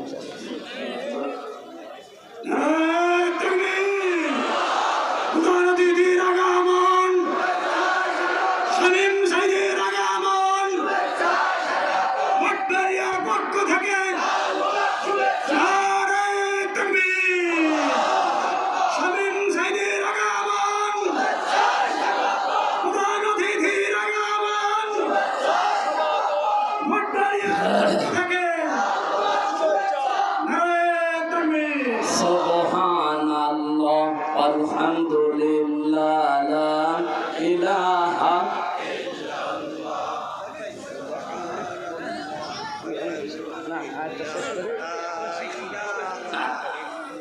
এখানে বসিয়ে দিন, এখানে বসিয়ে দিন। সুবহানাল্লাহ আলহামদুলিল্লাহ লা ইলাহা ইল্লাল্লাহ সুবহানাল্লাহ। জবান খুলে আল্লাহর জিকির করেন। সুবহানাল্লাহ আলহামদুলিল্লাহ। এখানে কথা বলেন, বসেন, বসিয়ে দিন, সব বসিয়ে দিন।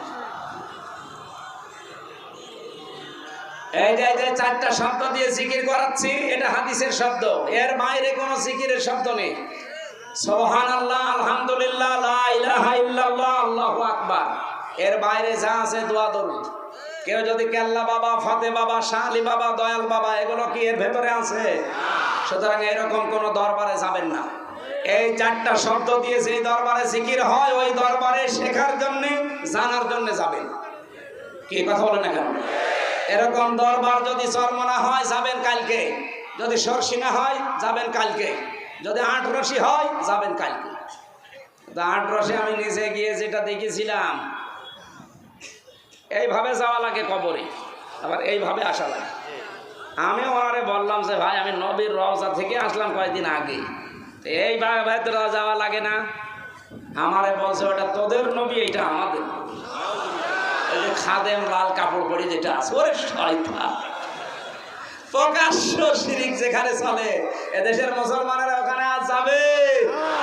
এটা শুধু এই মঠবাড়ি আইনে রেকর্ড হচ্ছে, সারা বাংলাদেশ লাইভ চলছে। সুতরাং সবাইকে সামনে নিয়ে আমার মনে হয় আমি কথা বলছি, এই চারটা শব্দের বাইরে যে দরবারে জিকির আছে, ওই দরবারে যাবেন না। এই কথা দিতে পারবেন না? দেখবেন আস্তে আস্তে আপনারা না গেলেও দরবার এমনি তুলে দেবে, বলবে কোনো কামাই নেই। আল্লাহ বলেন, কোরআন আমি জীবিত মানুষদের জন্য বায়ান, বক্তব্য, বিবৃতি কেন দিলাম? এটা হেদায়াত, পথ নির্দেশিকা, এইটাই দিতে পারে। এই জন্য আদাল্লাহ ইউদিল্লু বাবে ইফাল থেকে বাংলা অর্থ দাঁড়ায়, পৃথিবীতে কোরআন যেখানে নেই, তার মানে কোরআনের নিয়ম নীতি চলে না। ওখানে কেউ ভালো হওয়ার নিয়তেও যদি যায়, তাকে আল্লাহ নিজে দায়িত্ব নিয়ে আরো খারাপ বানিয়ে দেয়।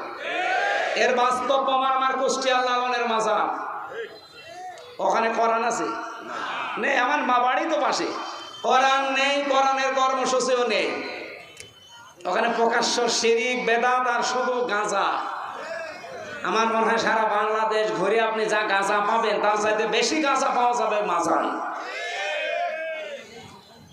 এই পৃথিবীর নিরাপদ একটা জায়গা হচ্ছে লালনের মাজার, যেখানে পুলিশ পাহারা দিয়ে গাঁজা খাওয়ায়। ওই পুলিশ বসে আছে না? যদি ওই কুষ্টিয়া জেলার দায়িত্বে থাকে, জিজ্ঞাসা করে দেখেন, বলে বাবা খা, আমরা আসি, কেউ কিছু বলবে না। এইরকম গাঁজাখোর ওখানে। তো এরকম জায়গায় কোরআন নেই, কোরআনের কর্মসূচি নেই। আপনি যদি ভালো হওয়ার নিয়তেও চান, আপনি কি ভালো থাকবেন? আর আপনাকে খারাপ বানিয়ে দেবে কে? এই জন্য দেখা যায় আগে বিড়ি খেত না, এখন বিড়ি ধরেছে। আগে গাঁজা বুঝতো না, এখন গাঁজা খায়। ও কি ভালো হয়েছে না খারাপ হয়েছে? বলেন বলেন। এই জন্য এরকম কোনো খারাপ জায়গায় যেখানে খারাপ হওয়ার সম্ভাবনা বেশি যাওয়া যাবে? আল্লাহ আমাদেরকে বাঁচিয়ে দেন, বলেন আমিন। 2 নম্বরে মাউইজাতুন, এর ভেতরে উপদেশ আছে। মাউইজা শব্দের অর্থ 33টা। 1 নম্বরে মাউইজাতুন মানে প্রেসক্রিপশন। কি বললাম? বলেন বলেন। আমরা ডাক্তারের কাছে যান, আপনি মঠবাড়িয়া যদি MBBS ডাক্তার হয়, দেখবেন 4টা জিনিস লেখা থাকে। 1 নম্বরে ওখানে পাবেন ডাক্তারের নাম, ওর নিচে ওনার ডিগ্রি লেখা থাকে। 2 নম্বরে লিখবে আপনার নাম, এবার আপনার বয়স। 3 নম্বরে ঔষধের নাম লিখবে, এর পাশাপাশি ঔষধের ডোজগুলো লিখে দেবে যে এই ঔষধের ডোজ এই। 4 নম্বরে লিখবে যে কয়দিন চলবে এটা, 7 দিন বা 15 দিন বা 1 মাস, এরপরে ঔষধ পাল্টিয়ে অন্য ঔষধ দেবে। আমি কি বেশি বললাম না? ঠিক আছে। কোরআন শরীফ আমি এই প্রেসক্রিপশনের সাথে মিলিয়ে এই 4টা জিনিস পেয়েছি। আমার তেলাওয়াতকৃত আয়াত যেহেতু সূরা মায়েদা 54 নম্বর আয়াত, আমরা এই প্রেসক্রিপশন অনুযায়ী কথা বলতে চাই। 4টা ধাঁচ আছে এখানে, ধাপ আছে 4টা। যেহেতু ভাই একটু সময় দিচ্ছে, আমরা 15-20 মিনিট মতো বললে থাকবেন তো? থাকবেন আপনারা? এবার আপনি এই প্রেসক্রিপশন অনুযায়ী কথা শুনেন। আউযু বিল্লাহি মিনাশ শাইতানির রাজিম, বিসমিল্লাহির রহমানির রহিম, ইয়া আইয়ুহাল্লাযীনা আমানু মাইয়ারতাদ্দা মিনকুম আন দীনিহি ফাসাউফা ইয়াতিল্লাহু বিকওমিন ইউহিব্বুহুম ওয়া ইউহিব্বুনাহু আদিল্লাহ ইলা আখির আয়াত। সূরা মায়েদা। কোন সূরা? এইদিকে তাকান ভাই, কষ্ট হয়ে যাচ্ছে। সূরা মায়েদা 120টা আয়াত আছে, 16টা রুকু আছে। মদিনায় নাজিল হয়েছে। মাত্র 1 আয়াতের 4 ভাগের 1 ভাগ আমরা পড়লাম। আয়াত নাম্বার 54। কত? মায়েদা মানে দস্তরখানা। মায়েদা মানে কি? খাবারের প্লেট, দস্তরখানা। এই পৃথিবীকে আল্লাহ দস্তরখানা বানিয়ে আমাদের সামনে পেশ করেছেন।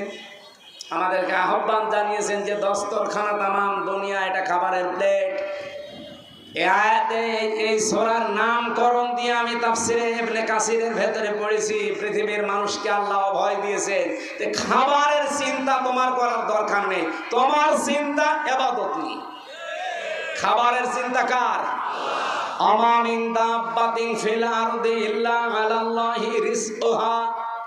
জমিনে এমন কোন বিচরণশীল জীব নেই যার রিজকের দায়িত্ব আল্লাহ নিজের হাতে তুলে নেয়নি। এখানে রিজিক নিয়ে কোনো ভয় নেই, কোনো চিন্তা নেই। আপনি না খেয়ে মরে যাবেন না, যা লেখা আছে এটা আপনার কাছে আসবে। তা আপনার চিন্তা করা দরকার যেটা নিয়ে আপনি পার হবেন, তার নাম কি? ইবাদত। বলেন বলেন।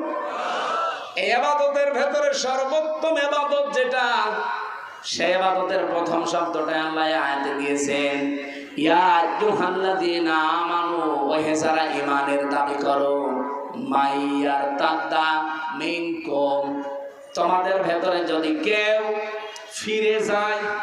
এটা ইরতিদাদ বাবে ইফতিয়াল থেকে, এর বাংলা অর্থ দাঁড়ায় যারা হক থেকে বাতিলের দিকে মুখ ফিরিয়ে চলে যায়। এই আয়াতটা বাংলাদেশে কত বাস্তবসম্মত আমার মনে হয় ১৫০০ বছর আগে না, এই আজকে এই আয়াতটা নতুন করে আরেকবার নাজিল হয়েছে। আল্লাহ বোঝাতে চেয়েছেন পৃথিবীর ইমানদারেরা, বাংলার ইমানদারেরা, শোনো, তোমাদের ভেতরে কেউ যদি আল্লাহর দিন থেকে মুখ ফিরিয়ে চলে যায়, হক থেকে বাতিলের দিকে মুখ ফিরিয়ে চলে যায়, তোমরা কি মনে করো আমি আল্লাহ দুর্বল হয়ে যাব, আমার আল্লাহর ক্ষমতা একটু কমে যাবে? না। ফাসাউফা ইয়াতিল্লাহ, এই এদিকে তাকান, এই ছেলে ওটা ওটি কলেজের সমস্যা, এবং গুরুত্বপূর্ণ কয়েকটা পয়েন্ট আছে। হ্যাঁ মুরব্বী, আরেকটু বসতে পারবেন না? যান যান। এই এত মানুষ একসাথে প্রসাব করতে যাচ্ছে, কি জামাতবদ্ধ প্রসাব চলছে? যান একটু তাড়াতাড়ি যান। ওনাদের বের করে দেন একটু তাড়াতাড়ি। আমার ভাইরা, আমার যে কথা ছিল প্রথমে, আমরা যদি আজ এই আয়াতটা বাংলাদেশের সাথে মিলাই, আগস্টের 5 তারিখের পর থেকে আমি অন্তত মিলাতে পেরেছি। বহু মানুষ নামে বেনামে আল্লাহর দিন থেকে বিভিন্ন শ্রোতা নাতা সামনে নিয়ে এসে ফিরে চলে যাচ্ছে। আজ এই দেশে একামতের দিন যারা আছে তাদের অনেকে দোষ দিয়ে চলে যাচ্ছে আল্লাহর দিন থেকে ফিরে। বলছে এদেশে জামাত ইসলামের কারণে আমরা আর এদেশের ইসলামে নেই, ইসলামী দলে নেই, আমরা চলে যাচ্ছি অন্যদিকে। আরে ভাই, জামাত ইসলাম দেখে আপনাকে ইসলাম পালন করতে বলছে কে? আপনি তো ইসলাম পালন করবেন আল্লাহর দিন দেখে। এই কথা বলেন না কেন? এই দেশে দিনের কোনো বিধান চালু করতে পারেন না, আর কিছু হলেই তখন দিনের বিধান অনুযায়ী বিচার চান। আপনি চলবেন, চলাফেরা করবেন বাংলার ময়দানে, বাংলার ময়দানে চলাফেরা করতে যে আপনার স্টাইল হবে আমেরিকার মতো, ব্রিটেনের মতো, আর ধর্ষিতা হলে তখন আপনি ভিসা চাবেন আফগানিস্তানের মতো। এটা বাংলামি না? আপনি চলছেন বাংলার এই জমিনে বাংলাদেশের মতো, চলাফেরা আপনার আমেরিকার স্টাইলে। ধর্ষিতা হলে তখন আপনি ভিসা চাবেন সৌদি আরব অথবা আফগানিস্তানের স্টাইলে। এ পাগলামি করা বাদ দেন। আগে আফগানিস্তানের মতো, সৌদি আরবের মতো কোরআনের এই নিয়ম নীতিগুলো এখানে কায়েম করেন, এরপরে দেখেন জেনা করে আপনি টিকে থাকতে পারেন কিনা। আসিয়াকে ধর্ষণ করার পরে যেভাবে আওয়াজ উঠেছিল, আওয়াজ তোলার দরকার ছিল না। যদি প্রমাণ হয়ে যেত, ওই দিনই তাকে বাইতুল মোকাররমের সামনে সঙ্গে সার করা লাগতো। আমার নিজের জীবনে আমি জেলখানায় যাওয়ার আগে 20 সালে একবার ফতোয়া দিয়েছিলাম। আমার কুষ্টিয়া গ্রামের বাড়িতে হালসা জেনা করেছিল। তার স্বামী থাকে বাইরের দেশে। এই মহিলা পাশের বাড়ির একজনের সাথে জেনা করে ধরা পড়েছে একেবারে সরাসরি। গ্রামের লোকজন বলছে, হুজুর ফতোয়া দেন, যেহেতু প্রমাণ আছে, সব 4টা সাক্ষী আছে, প্রমাণ দিলাম কি? 4 জন দেখেছেন? বলছে হ্যাঁ, আমরা একেবারে সব হাতে নাতে ধরেছি, যেভাবে আপনি কোরআন হাদিসের কথা বলেন ওইভাবেই পেয়েছি। আমি বললাম, কোরআনে সূরা নূরের নির্দেশ হচ্ছে তাদেরকে মাটির ভেতরে বুক পর্যন্ত গেড়ে দিয়ে, পাথর দিয়ে, ইট দিয়ে মেরে সঙ্গে সার করে বিদায় করে দেন।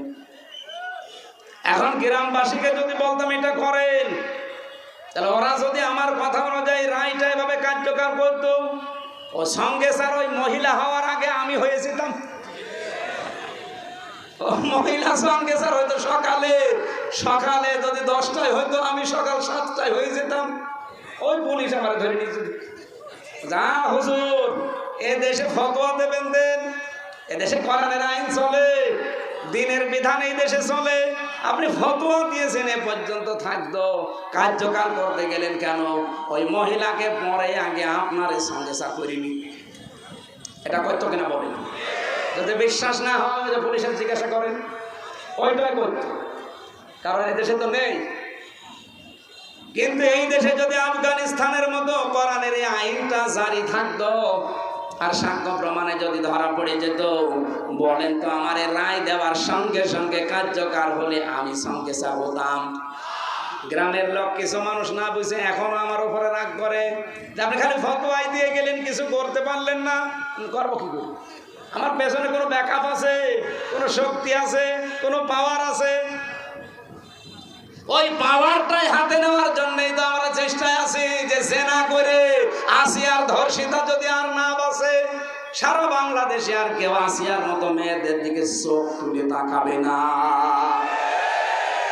এই জন্যই তো চাচ্ছে বাংলাদেশের সামনে 300 এমপি, 151 জন শামীম সাইদের মতো মানুষ যদি কোরআন বুকে নিয়ে সংসদের সামনে যেতে পারে, আল্লাহর কসম সংসদের প্রথম অধিবেশনে উনি বলবে, মাননীয় স্পিকার, আমরা নামাজের বিল চাই, জাকাতের বিল চাই, আমরা ধর্ষণের বিল চাই। একবার বলছে না কেন?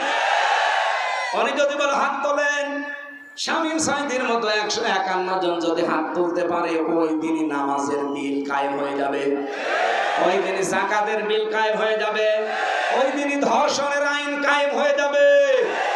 ওর পর দিন থেকে 18 কোটি মানুষ নামাজ পড়বে। আপনি ভোট দিয়েছিলেন আব্দুল আজিজকে মাত্র একটা, আব্দুল জলিলকে মাত্র একটা, শামীম সাঈদীকে মাত্র একটা।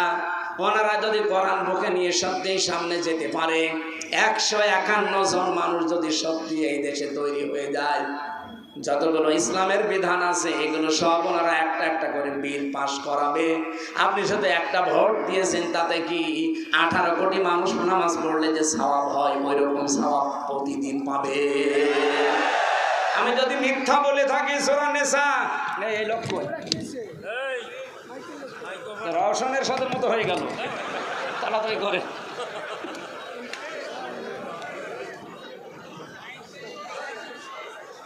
এখানে কিছু দিয়ে ভালো করে বেঁধে রাখেন, টেপ মারি দেন। রওশনের সাথে তো একটু শক্ত ছিল, একেবারেই সে রোস্তম আলী ফরাজি সাহেবের মতো পড়ে গেল।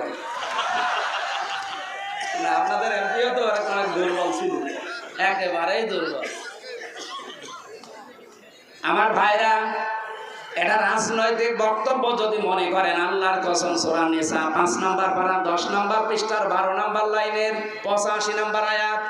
এর এত দলিল লম্বা করে তো বলতে পারছি না, বাড়িতে এখানে মিলিয়ে নেবেন। যদি একটা কথা বাইরে থাকে যে শামীম সাঈদীকে একটা ভোট দেবেন, 18 কোটি মানুষের নামাজ পড়ার সওয়াব হবে, আমি গ্যারান্টি দিতে পারি।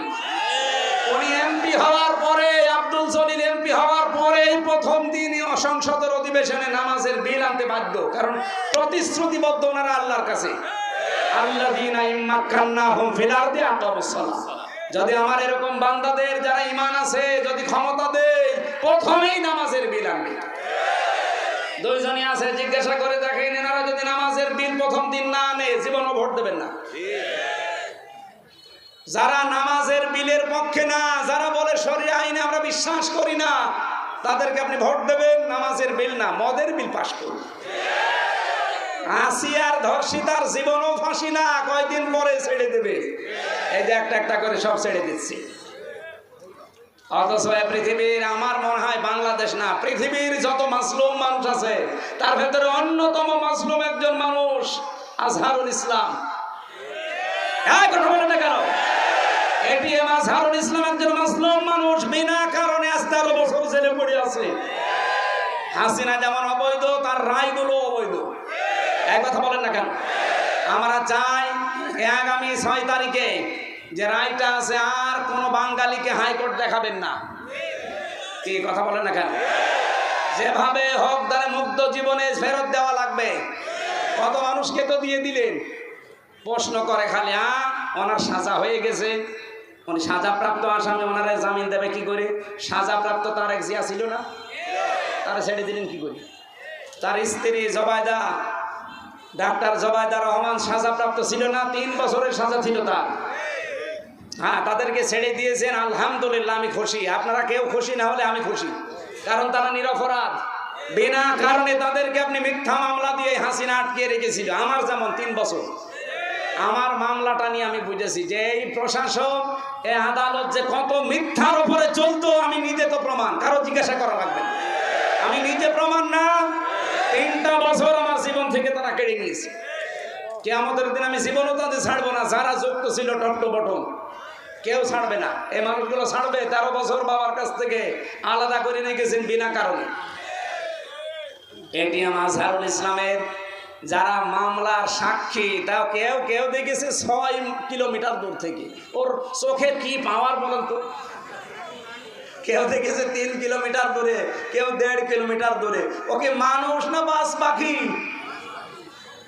এই মিথ্যা সাক্ষী, মিথ্যা অজুহাত দিয়ে একটা মানুষের 13টা বছর নষ্ট করে দিলেন। আমরা আবার বলছি, আমিরে জামাত যা বলেছিল আপনাদের কথা মতো তিনি উদ্যোগ করেছিলেন। এবার আর তাকে খেপাবেন না। ওনার কিন্তু ধৈর্যের বাঁধ অন্তরাজি শেষ হয়ে গেছে। নাই তো একটা মানুষ কোনোদিন এই কথা বলতে পারে যে আমার দলবল সব নিয়ে আমি স্বেচ্ছায় কার্যকরণ করব? কত রকম দুঃখ পেলে, মনের ভেতরে আঘাত লাগলে কথা একজন মানুষ বলতে পারে। আগামী মে মাসে, এই সামনে মে মাসের 6 তারিখে যদি বাঙালিকে এই দেশে আবার হাইকোর্ট দেখান, সামনে কিন্তু আবার আগস্টের 5 তারিখ আসতেছে। এই কথা বলে না কেন? এটিএম আজহারুল ইসলামের নিঃশর্ত মুক্তি চাই আমরা। কারা কারা চান দেখি? লিল্লাহে তাকবীর, লিল্লাহে তাকবীর। আজহার ভাইয়ের মুক্তি। এই আওয়াজ আরশ পর্যন্ত চলে গেছে, কারণ আমরা একজন মুসলিম মানুষের পক্ষে আছি। ইব্রাহিম নবীর পক্ষে একটা ব্যাং ছিল, তাই তার প্রসাব আল্লাহ পাক করে দিয়েছে। আর এক কাংলাস ছিল বিপক্ষে, ওকে মেরে ফেললে 10টা সওয়াব হয়। সুতরাং আমরা চাই আমাদের ঈমান আমল, আমাদের জীবন আল্লাহ এই মুসলিম মানুষের পক্ষ অবলম্বন কারণে আল্লাহ যেন পবিত্র করে দেয় ব্যাঙের ওই প্রভাবের মতো। আরো জোরে বলেন আমিন। এই জন্য আল্লাহর দিন থেকে বিভিন্ন শ্রোতা নাতা নতুন নতুন কথা তৈরি করে যারা ফেরত চলে যাচ্ছে, কসম করে বলছি, ফাসাউ ফায়াতিল্লাহ, আল্লাহ সিন সাউফা কদ লাম 13টা শব্দ আছে আয়াতের মাঝে। আল্লাহ জানাতে চেয়েছেন ফাসাউ ফায়াতিল্লাহ, অতি শীঘ্রই আমি আল্লাহ কিন্তু এমন একটা জাতি, এমন একটা দল তৈরি করে দেব, যারা আল্লাহর দিন থেকে আজ মুখ ফিরিয়ে চলে যাচ্ছ বিভিন্ন শ্রোতা নাতা দিয়ে, বিভিন্ন উল্টাপাল্টা কথা, নতুন নতুন বাণী তৈরি করে আল্লাহর দিন থেকে যারা আজ ফেরত চলে যাও, কি করব আমি জানো? ফাসাউ ফায়াতিল্লাহ।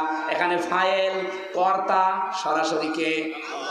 আল্লাহ বলেন আমি নিয়ে আনবো বিকৌমিন, এমন একটা জাতিকে, এমন একটা দলকে, ইউহিব্বুহুম ওয়া ইউহিব্বুনাহু, তারা আমাকে যেমন ভালোবাসে আমি আল্লাহ নিজেও তাদেরকে ভালোবাসবো।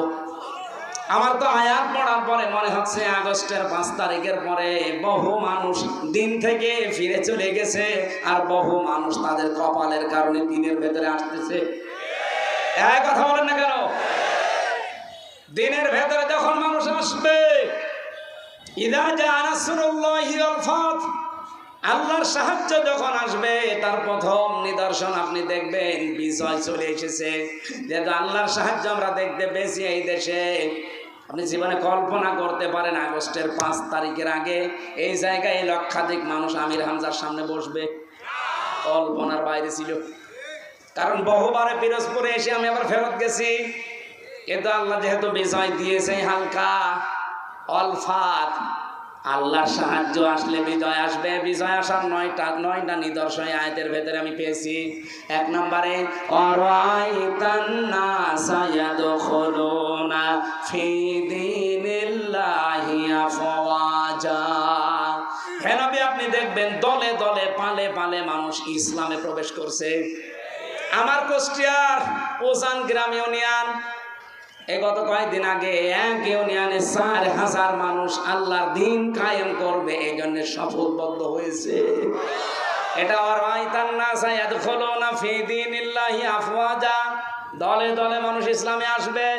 এতদিন তারা আল্লাহর তৈরি আইন দুনিয়ায় কায়েমের বিরুদ্ধে ছিল। মানুষের তৈরি করা আইন এই পৃথিবীতে প্রতিষ্ঠার জন্য তারা চেষ্টা চালিয়েছে, আর এই মানুষগুলো এখন ফরম পূরণ করে বলছে আমরা আল্লাহর দিন কায়েমের সহযোগী হতে চাই। বলেন সুবহানাল্লাহ। আমার ভাইরা, এই আয়াতের যে মূল কথাগুলো আমি পেয়েছি, এখানে প্রায় 29টা পয়েন্ট আছে আমার তাফসিরে, আমি নিজে আজকে পড়ে আসলাম। এদিকে তাকান।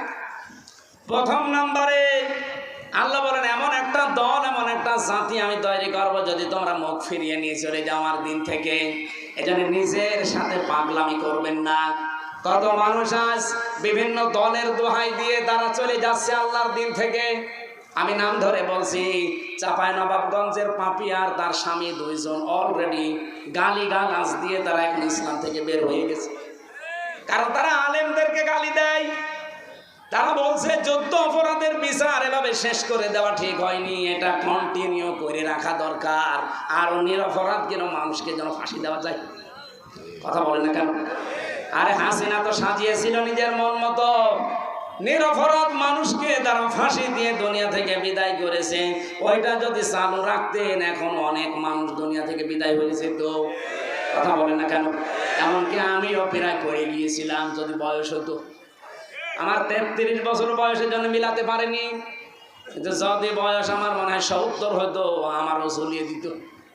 তারপরে আল্লামা সাইদি বিদায় নেওয়ার পর ভেতর থেকে আল্লামা মামুনুল হক, আমির হামজা, আমি নিজে আমরা মনে করেছিলাম এবার মনে হয় আমাদের পালা, কারণ ভেতরে যে অবস্থা ওখানে মেরে ফেললেও কোনো অসুবিধা নেই, বলবে যে চিকিৎসাধীন অবস্থায় মরে গেছে।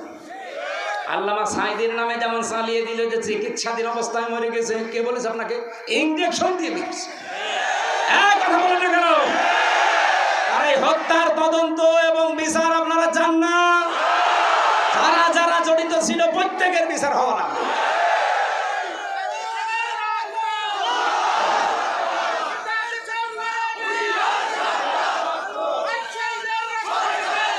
আমার ভাইরা ঠিক আছে, আমার যে 29টা পয়েন্ট ছিল সবগুলো যদি বলতে আজকে নাও পারি, আমি সব লিখে এনেছিলাম, আমি গুরুত্বপূর্ণটা বলছি।